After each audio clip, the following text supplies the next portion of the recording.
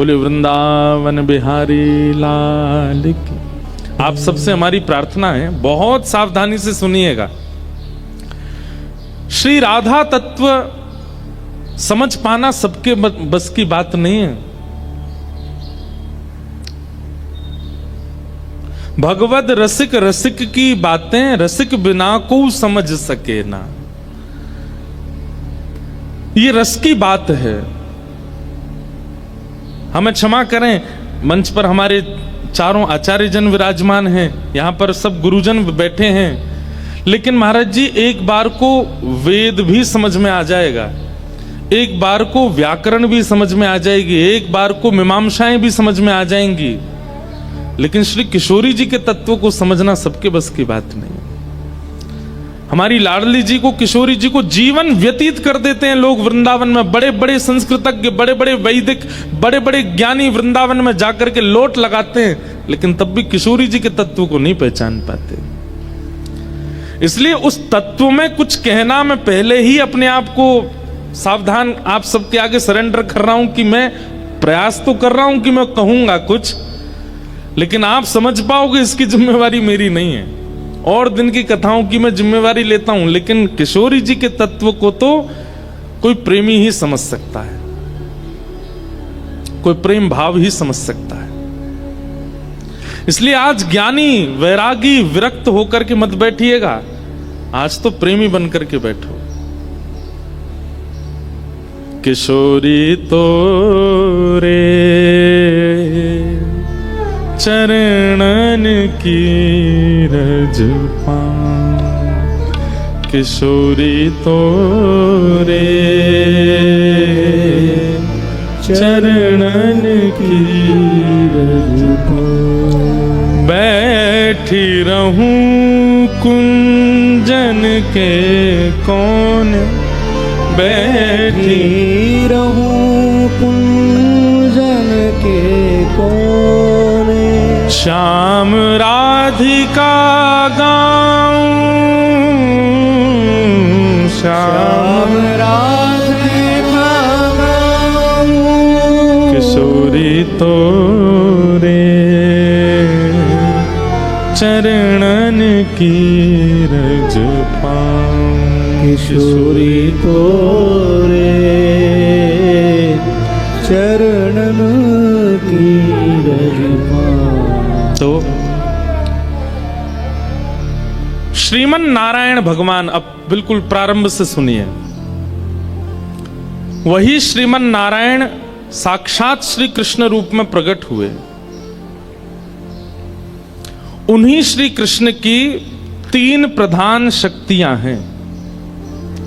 भगवान श्री कृष्ण की तीन प्रधान शक्तियां हैं। एक है स्वरूप शक्ति, दूसरी है तटस्था शक्ति, और तीसरी है माया शक्ति। सबसे पहली स्वरूप शक्ति, दूसरी तटस्था शक्ति और तीसरी माया शक्ति। माया शक्ति किसको कहते हैं? जिस माया में हम आप सब लोग आकर्षित होते हैं, इस माया को भी संसार में ठाकुर जी की शक्ति से ही प्रकट हुई है। जैसे कई लोग हैं, वो शरीर जन्म लेते हैं तो वो शरीर को सुख देना ही अपने जीवन का उद्देश्य मानते हैं। उनका उद्देश्य क्या है? हमें खाना है, हमें सोना है, हमें ऐसा पहनना है, ऐसा पीना है। वो कहीं ना कहीं शरीर की इच्छा पूर्ति में ही अपना जीवन व्यतीत कर देते हैं। क्यों? क्योंकि उन पर माया शक्ति का प्रभाव होता है, उनके ऊपर माया शक्ति है, वो भी भगवान का स्वरूप है। अगर माया शक्ति नहीं होगी तो संसार कैसे चलेगा? गाड़ियों का शौक होना, फोन्स के शौक होना, बड़े बड़े ऐशो आराम होना, अपने सुख के लिए कुछ भी खाना, कुछ भी पहनना, कुछ भी पीना, कहीं भी घूमना, कहीं भी जाना, किसी से भी संबंध बनाना, ये सब माया कराती है। और ये भगवान की शक्ति है, माया शक्ति। सब लोग बहुत सावधानी से सुनो। अच्छा, एक बात मैं कह दूं, ये माया शक्ति में, माया शक्ति की कृपा जिनके ऊपर होती है वो दत्त धाम में नहीं रह सकते। माया शक्ति वाले दत्त धाम में नहीं रह सकते। क्योंकि यहां तो देहाभिमान शून्य होना पड़ेगा, यहां तो देह के अभिमान से परे होना पड़ेगा, तभी आप यहां निवास कर सकते हो। तो भगवान की तीसरी शक्ति माया शक्ति, ये संसार के प्रति आकर्षण करने वाली ये माया शक्ति है। दूसरी ठाकुर जी की होती है तटस्था शक्ति। ये तटस्था शक्ति कौन सी होती है? जैसे मेरे सामने आपने बहुव्यंजन रखे और मेरे सामने दूसरी तरफ आपने सूखी दाल और रूखी रोटी रखी। एक तरफ बहुव्यंजन है और एक तरफ सामान्य भोजन है। दोनों को पाने की सामर्थ्य मेरे पास है, लेकिन मैं क्या पाता हूं यह मेरे ऊपर निर्भर करता है। सामर्थ्य दोनों पाने की है, मैं बहुव्यंजन भी पा सकता हूं, मैं सामान्य रोटी सब्जी भी पा सकता हूं, लेकिन मेरी इच्छा किस तरफ जाती है वो मेरे ऊपर निर्भर करता है। आंखों को देखने की, कानों को सुनने की, नासिका को सूंघने की, जीभ को चखने की, हाथों को पकड़ने की, पैरों को चलने की, त्वचा को स्पर्श की, ये सब शक्तियां जो हैं ठाकुर जी हम सबको शक्ति युक्त करके भेजते हैं, तटस्था शक्ति। लेकिन उससे उपभोग क्या करना है ये हमारे ऊपर है। हमारी सर्वांगीण इंद्रियों को जो शक्तियां उपभोग करने की प्राप्त होती हैं ये तटस्था शक्ति है। कई लोग महाराज जी ऐसा कहते हैं कि सब भगवान की कृपा से होता है, तो क्या व्यक्ति पाप भी ठाकुर जी की कृपा से ही करता है? व्यक्ति के चित्त में बैठ के ठाकुर जी पाप करवाते हैं?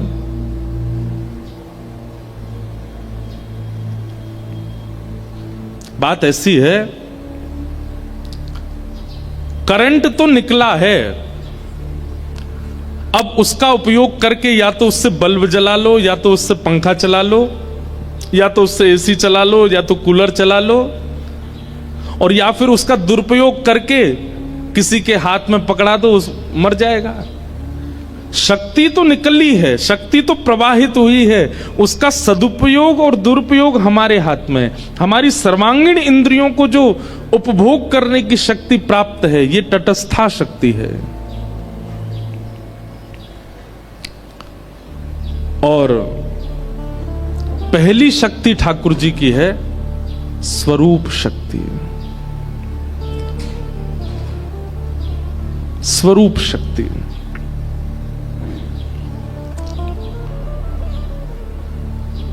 जहां स्वरूप में नाम, रूप, लीला और धाम चारों आते हैं। माया शक्ति जो है उसका उपभोग संसारी लोग करते हैं। तटस्था शक्ति जो है इसका उपभोग योगी लोग करते हैं, और स्वरूप शक्ति का उपभोग भक्त लोग करते हैं। हम आप सब लोग जो यहां बैठे हैं ना, हम कौन सी शक्ति के उपासक हैं? हम तीनों शक्तियों के उपासक हैं। हम माया शक्ति में भी पड़े हैं, हम तटस्था में भी पड़े हैं, और हम स्वरूप में भी पड़े हैं। एक जगह स्थिर नहीं हुए। हम आप में से एकाध दो चार ऐसे हैं जिनकी एक ठौर होगी, या तो पूर्ण रूपेण माया में है, या पूर्ण रूपेण तटस्था में है, या पूर्ण रूपेण स्वरूप में है। अगर वाणी क्लिष्ट लगती हो तो क्षमा करना, पर यह समझना बहुत जरूरी है किशोरी जी के तत्व के लिए। भगवान की स्वरूप शक्ति ये प्रथम है, और स्वरूप शक्ति के भी 3 अंग हैं। भगवान की स्वरूप शक्ति किन किन रूपों में प्रकट होती है? तो उसमें पहला है संघनी शक्ति। संघनी का मतलब क्या है? ठाकुर जी के धाम, ये भगवान की संघनी स्वरूपा है, ये संघनी स्वरूप है। वृंदावन है, द्वारिका है, जगन्नाथपुरी है, बद्रीनाथ है, दक्षिण में श्रीरंगम है, श्रीनाथ द्वारा राजस्थान में है। अच्छा, ये तो है पृथ्वी के, और फिर इसके बाद जाओ तो वैकुंठ है, साकेत है, गोलोक है। ये भी भगवान के स्वरूप माने। जब वृंदावन भगवान का स्वरूप ही तो है, श्री जगन्नाथपुरी धाम भी जगन्नाथ भगवान का स्वरूप है, द्वारिका धाम भी द्वारिकाधीश का स्वरूप है, मतलब धाम भी भगवान का स्वरूप माना जाता है। स्वरूप के 3 रूप हैं। पहला संगनि स्वरूप, ये धाम के रूप में प्रकट होता है। बहुत सावधानी से सुनो। दूसरा है स्वरूप का रूप, संवित रूप, संवित स्वरूप। संवित स्वरूप कौन सा होता है? ज्ञान।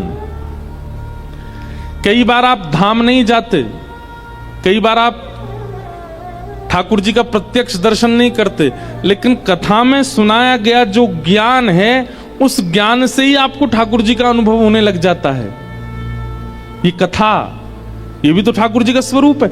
वक्ता मंच से बोलता है, श्रोता को अनुभव होने लग जाता है, ये संवित स्वरूप है। और तीसरा स्वरूप है आह्लादनी स्वरूप, आह्लादनी शक्ति। समझ रहे हैं ना आप सब भावों को? 3 प्रकार की शक्तियां, उन 3 प्रकार की शक्तियों में प्रथम शक्ति स्वरूप शक्ति, उस स्वरूप शक्ति के 3 अंग हैं, संघनी, संवित और आह्लादनी। जिसमें संघनी स्वरूप जो है वो धाम का है, संवित स्वरूप जो है वो कथा का है, और आह्लादनी स्वरूप जो है वो प्रेम का है।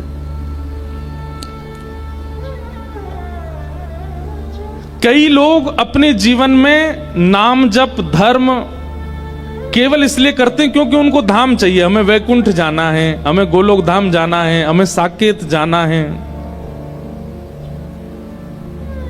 वो अपने जीवन को पुण्यमय बना के रखते हैं ताकि मृत्यु के बाद उनको भगवत धाम की प्राप्ति हो जाए। वो ठाकुर जी के किस स्वरूप के अधिकारी हैं? संघनी स्वरूप। पाप मत करो, दुराचार मत करो, ऐसा व्यवहार मत करो, अरे जीवन में कोई ऐसी क्रिया मत करो कि तुम वैकुंठ जाने से वंचित हो जाओ। ये संघनी स्वरूप के उपासक हैं। कई लोग संवित स्वरूप के उपासक हैं, उनको वैकुंठ जाने से इतना प्रलोभन नहीं है, उनको साकेत की इच्छा नहीं है, उनको गोलोक धाम जाने की इच्छा नहीं। उनके लिए क्या है? बोले पृथ्वी पर हमारा जन्म हुआ, यहीं कथा भागवत कीर्तन और उत्सव करके यहीं वैकुंठ प्रकट कर लो, यहीं साकेत का अनुभव कर लो, यहीं गोलोक धाम का अनुभव कर लो। और तीसरा स्वरूप है ठाकुर जी का आह्लादनी स्वरूप। अब एक बात बहुत ध्यान से सुनिएगा, संधनी और संवित, इन 2 का अधिकार मुझे, आपको, हम सबको है, पर ठाकुर जी का जो आह्लादनी शक्ति का स्वरूप है उसका अधिकार केवल ठाकुर जी को है। ठाकुर जी ने उसका प्रयोग अपने लिए किया है। भाई हम सबका स्वरूप होता है कि हम कुछ अंश परिवार वालों के लिए रखते हैं, कुछ अंश मित्रों के लिए रखते हैं, कुछ अंश व्यवहार के लिए रखते हैं, कुछ अंश संसार के, और कुछ अंश अपने लिए भी तो रखते हैं। अभी तक हमने जितने नाम बताए, स्वरूप शक्ति, तटस्था शक्ति, माया शक्ति, संगनी शक्ति, संवित शक्ति, ये सब ठाकुर जी ने सबके लिए बनाई। एकमात्र एक ऐसी शक्ति है जिसको अपने लिए प्रयोग किया, आह्लादनी शक्ति। और वह आह्लादनी शक्ति कौन है? श्री कृष्ण का धाम संघनी शक्ति है, श्री कृष्ण का ज्ञान संवित शक्ति है, और श्री कृष्ण के भीतर उत्पन्न होने वाला आनंद, प्रेम, उन्माद, उत्साह, वो आह्लादनी शक्ति श्री राधा रानी है, श्री किशोरी जी हैं।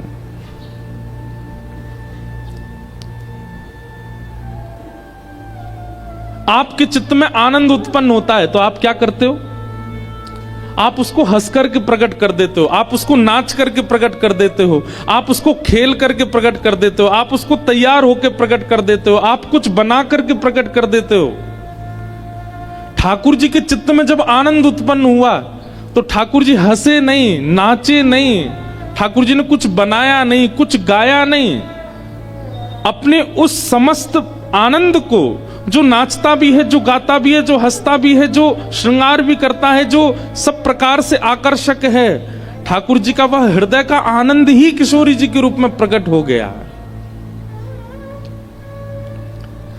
आपका आनंद आपसे विलग नहीं होता, आपका आनंद आप में ही दिखने लगता है, पर ठाकुर जी का आनंद विलग होकर के सन्मुख प्रकट हो गया। वो किशोरी जी हैं, वो श्री राधा रानी है,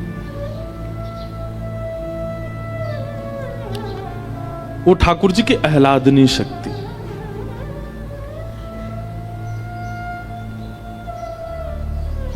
जब प्रेम प्रकट हुआ श्री कृष्ण के चित्त में, तो निकुंज में बैठे हुए श्री श्याम सुंदर मन में विचार करने लगे, अब इस प्रेम को कैसे व्यक्त करूं? अरे परब्रह्म तो एकांत रहते हैं ना, परब्रह्म के साथ सब कोई नहीं है, वो तो एकम है। तब एकम ठाकुर जी के चित्त में जब प्रहलाद आनंद का वह उन्माद उत्पन्न हुआ, तब श्री ठाकुर जी ने मन में विचार किया, इसको व्यक्त कैसे करूं, इसको प्रकट कैसे करूं? ठाकुर जी का विचार होता है और क्रियाएं होती चली जाती हैं। हमारी तरह ठाकुर जी को कर्म करना नहीं पड़ता, ठाकुर जी जो सोचते हैं वो हो जाता है। जैसे ठाकुर जी के चित्त में प्रेम उन्माद और आह्लाद उत्पन्न हुआ, वही प्रेम उन्माद आह्लाद तप्त कांचन गौरांगी श्री राधे वृंदावनेश्वरी, कंचन जैसा गौर वर्ण, मृग जैसे नेत्र, मधुर मुस्कान, सुंदर अलकावली, अद्भुत श्रृंगार स्वरूप, और यह सब धारण करके जो श्री कृष्ण एक आनंद की स्थिति में जो जो व्यक्ति करता है, वह सारे भावों को अपने अंदर समेट करके श्री किशोरी जी का स्वरूप प्रकट हो गया ठाकुर जी के सन्मुख। जिनको देख करके सब आकर्षित रहते हैं, वो जिनको देख करके आकर्षित हो गए, वो श्री किशोरी जी हैं, वो श्री लाडली जी हैं। समझ में आई बात? ठाकुर जी की स्वरूप शक्ति और उस स्वरूप में भी आह्लादनी शक्ति श्री राधा रानी है, श्री किशोरी जी है। इसलिए हमारे वृंदावन में घूंघट करके बैठी हैं। बहुत कारण है उसके पीछे। एक कारण यह भी है, ठाकुर जी कह रहे हैं इनके रूप को आस्वादन करने को अधिकार केवल मेरो है, केवल मैं देखूंगा इनको और कोई नहीं है। ये मेरे काज प्रकट भई है, मैं सबको क्यों दिखाऊं? इसलिए किशोरी जी घूंघट करके बैठे।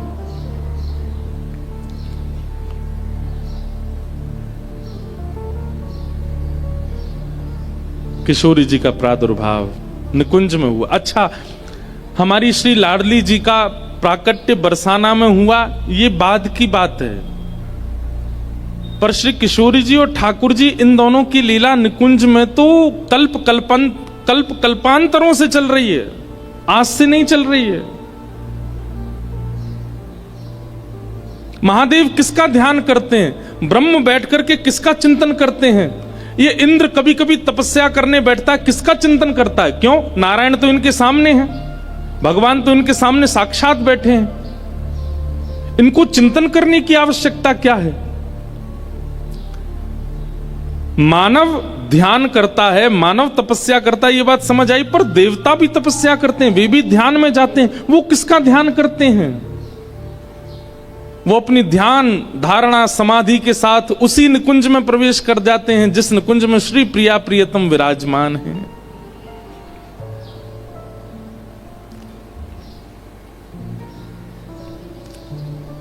और वहां वही निकुंज विलास का दर्शन करते हैं जहां किशोरी जी और ठाकुर जी नित्य विराजते हैं।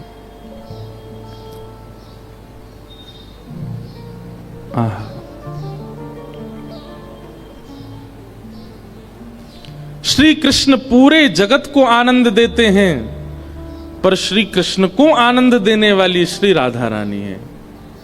श्री कृष्ण को आनंदित करने वाली श्री किशोरी जी हैं, श्री लाडली जी हैं। निकुंज में ठाकुर जी के चित्त से किशोरी जी प्रकट हुई।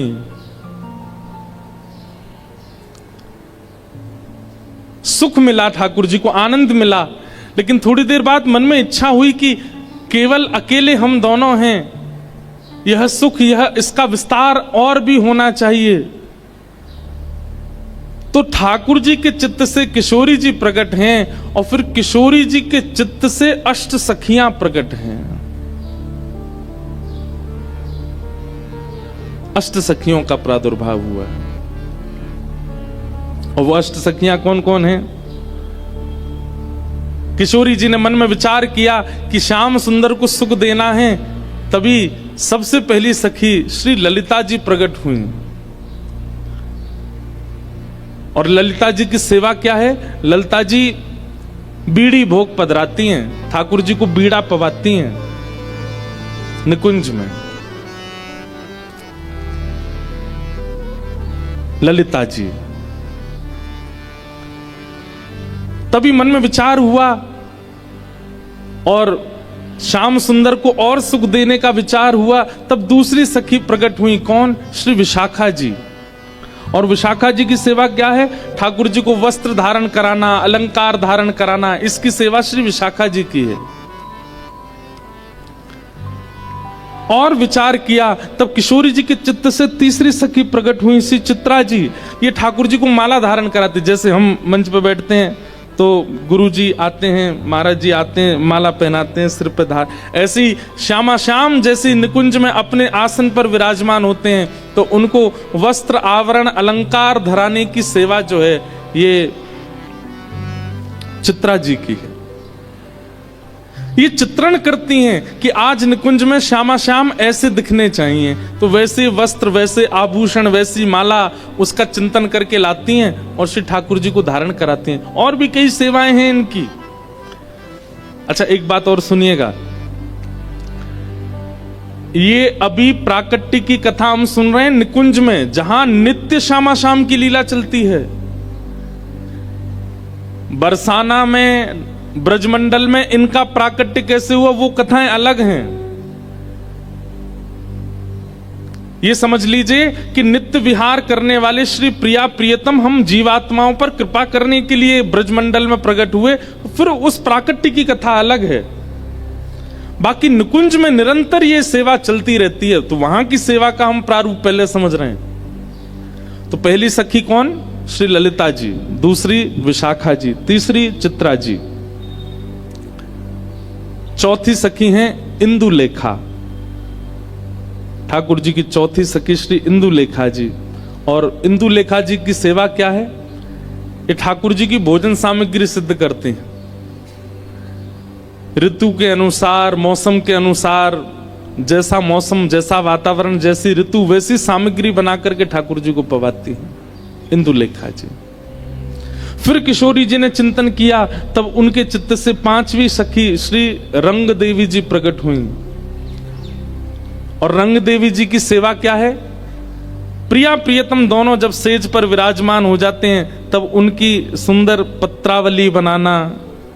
आज ऐसे पत्रावली बनेगी, आज मयूर बनेंगे गाल पर, आज सुंदर सुंदर ऐसे गोल गोल कुंड जैसे बनेंगे, आज ऐसे केसर के चंदन आएंगे, आज शीतकाल ज्यादा है तो केसर का चंदन नहीं लगेगा, आज ठाकुर जी को अन्य सामग्री, मतलब रूप के श्रृंगार की सेवा श्री रंग देवी जी की है।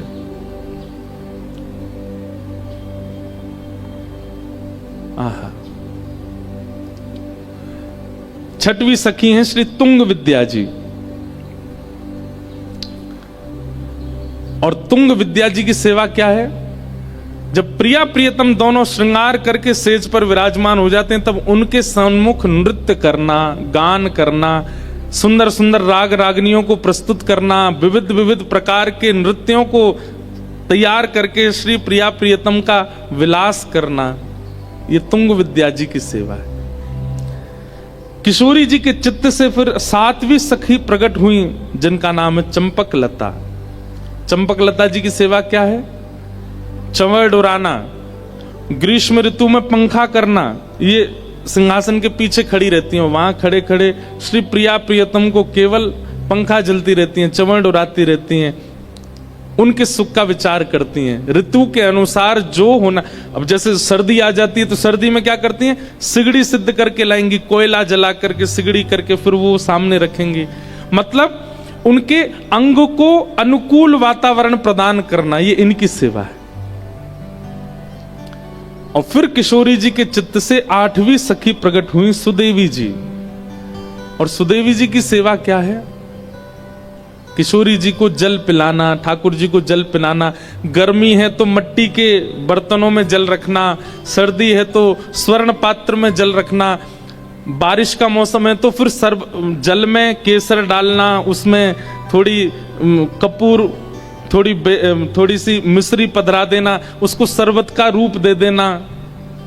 विविध विविध प्रकार से शरबतों को तैयार करके किशोरी जी को पिलाना, दूध पिलाना, पेय पदार्थ निर्माण करके देना, उनके श्रम को दूर करना, ये सेवा सुदेवी जी की है।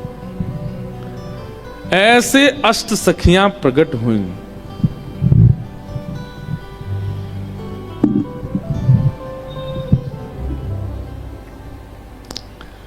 ये अष्ट सखियां प्रकट हुई।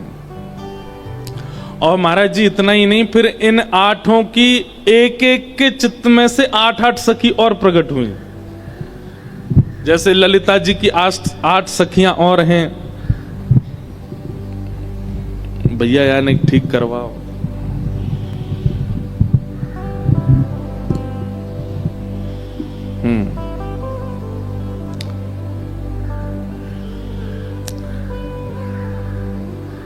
ललिता जी, विशाखा जी, चित्रा जी, इंदु जी, रंग देवी जी, तुंग विद्या जी, चंपक लता जी और सुदेवी जी, ये अष्ट सखियां हैं ठाकुर जी की।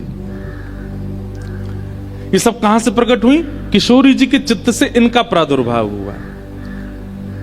अब इसकी मूल बात को मत भूलिएगा, ये सब हैं कौन, श्री राधा रानी से लेकर के सुदेवी तक, ये सब ठाकुर जी की स्वरूप शक्ति है। और इस स्वरूप शक्ति का प्रादुर्भाव आह्लादनी शक्ति से हुआ। स्वरूप शक्ति की भी 3 शक्तियां, जिनमें 2 सबके लिए हैं और 1 ठाकुर जी के अपने सुख के लिए है, अपने आनंद के लिए है, अपने विलास के लिए है। और उस आह्लादनी शक्ति में से श्री किशोरी जी और अष्ट सखियां प्रकट हो गए। इसलिए किशोरी जी ठाकुर जी से विलग नहीं है, किशोरी जी ठाकुर जी से अलग नहीं है। अब है गयो, अब रख दो, अब गिरे को तो ले लेंगे। हाँ, ठाकुर जी से विलग नहीं, ये एक ही है। ये अष्ट सहेलियां हैं किशोरी जी की, ललिता, विशाखा, चित्रा, इंदु, रंग देवी, तुंग विद्या, चंपक लता और सुदेवी। इन सब का प्रादुर्भाव किशोरी जी के चित्त से हुआ। ये निकुंज की लीला है। फिर इन्हीं में 8 मंजरियां प्रकट हुई, जो कि गौड़िया वैष्णव संप्रदाय की मुख्य मानी जाती हैं। जैसे हमारे यहाँ हमारे हरिवंशियों में, हरदासियों में सखियां प्रधान हैं, सहचरियां प्रधान हैं, ऐसे ही गौड़िया वैष्णव संप्रदाय में वहां मंजरियां प्रधान हैं। तो वहां रूप मंजरी, लवंग मंजरी, तुलसी मंजरी, मंजू लाली मंजरी, गुंज मंजरी, विलास मंजरी, रस मंजरी, ये 8 मंजरियां प्रकट होती हैं किशोरी जी के चित्त से, और फिर वो सेवा करती हैं ठाकुर जी की। तो ये निकुंज का स्वरूप है। निकुंज में इस प्रकार श्री जी ठाकुर जी से प्रकट होती हैं और श्री जी से सब सखियां प्रकट होती हैं। और किसके लिए, केवल ठाकुर जी को सुख विलास देने के लिए, आनंदित करने के लिए। लेकिन हम जीवात्माओं पर कृपा करने के लिए वही निकुंज के श्यामा श्याम पृथ्वी पर पधारते हैं। ठाकुर जी ने मन में विचार किया कि कलयुग में ज्ञान से उद्धार तो होगा, लेकिन बहुत कम लोग ज्ञान का आश्रय लेंगे। फिर ठाकुर जी ने विचार किया कि वैराग्य से उद्धार होगा, पर वैराग्य का आचरण भी लोग कम मात्रा में करेंगे। तब ठाकुर जी ने कहा कि भाई इस कलिकाल में एक प्रेम उद्धारक बन सकता है। उसके लिए ठाकुर जी प्रेम स्वरूप धारण करके आए। हम सब पर कृपा करके श्री ठाकुर जी मन में विचार किया, किशोरी जी से कहा, हे श्यामाजू मोकू जानो है ब्रजमंडल में उद्धार करवे के काजे, आप भी कृपा करके पधारो। किशोरी जी ने कही कि यत्र वृंदावनम नास्ति यत्र नो यमुना नदी, यत्र गोवर्धनम नास्ति तत्र नो रमते मनः। जहां वृंदावन नहीं, गोवर्धन नहीं और यमुना जी नहीं, यहां मेरा मन नहीं लगता। तब ठाकुर जी बोले, ठीक है, आपकी इच्छा के लिए, आपकी इच्छा की पूर्ति के लिए मैं इन तीनों को निकुंज से नीचे ले चलता हूं। तो वृंदावन, गोवर्धन और श्री यमुना जी ये तीनों पृथ्वी पर नहीं थे, इनको ठाकुर जी श्री जी के प्रकट की शर्त पर लेकर के आए, क्योंकि श्री जी इसी शर्त से आएंगी कि ये तीनों हों। इसीलिए हमने गाया, श्यामा हृदय कमल सो प्रगटो, श्याम हृदय को भाई वृंदावन प्यारो। वृंदावन ब्रह्मा की कृति नहीं है, किशोरी जी की कृति है। गोवर्धन ब्रह्मा की कृति नहीं है, किशोरी जी ने बनाया है। और श्री यमुना जी, ये तो किशोरी जी और ठाकुर जी जब नृत्य करते हैं, निकुंज में विलास करते हैं, तो उनके अंग का श्रम जल ही श्री यमुना जी बनकर के बहने लगता है।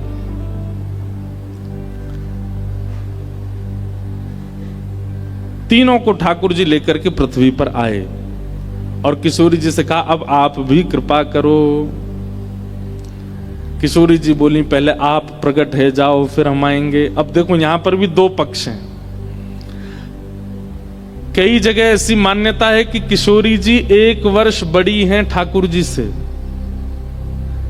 और कई जगह ऐसी मान्यता है कि किशोरी जी 1 वर्ष छोटी हैं, 1 वर्ष 1 महीना छोटी हैं ठाकुर जी से। अब इसमें भी यह है कि हमारे ब्रज के रसिक जन अपने मनोभाव से इस भाव को स्वीकार करते हैं। अब जैसे गौड़िया परंपरा में आप सुनेंगे तो वहां किशोरी जी को छोटा मानते हैं, लाल जी से छोटी हैं किशोरी जी। पर हमारे ब्रज की कई बधाइयां ऐसी हैं, उन बधाइयों को अगर प्रमाण माने तो उन बधाइयों में ठाकुर जी का जन्म हो रहा है और किशोरी जी मैया की गोद में बैठ करके आई हैं लाला को देखने के लिए। तो उन बधाइयों के अनुसार किशोरी जी बड़ी हैं ठाकुर जी से। पर अब बड़ी हो चाहे छोटी हो, हमारे लिए तो किशोरी जी हैं। तो जिस भी भाव में हैं वो हम स्वीकार करते हैं। पर आज हम ये भाव, इस भाव से सुनेंगे कि किशोरी जी छोटी हैं लाल जी से, लाल जी बड़े हैं किशोरी जी से।